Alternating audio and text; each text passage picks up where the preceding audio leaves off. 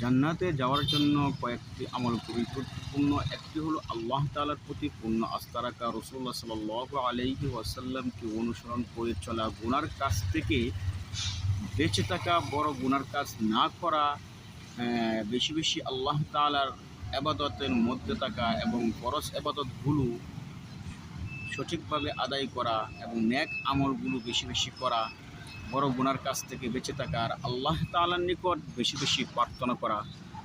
আর এই দোয়াটি বেশি বেশি পাঠ করা যে আল্লাহুম্মা ইন্নী আসআলুকাল জান্নাহ ওয়া নাউযু বিকা মিনান নার, আল্লাহুম্মা ইন্নী আসআলুকাল জান্নাহ ওয়া আউযু বিকা মিনান নার। এই দোয়াটি বেশি বেশি পাঠ করা।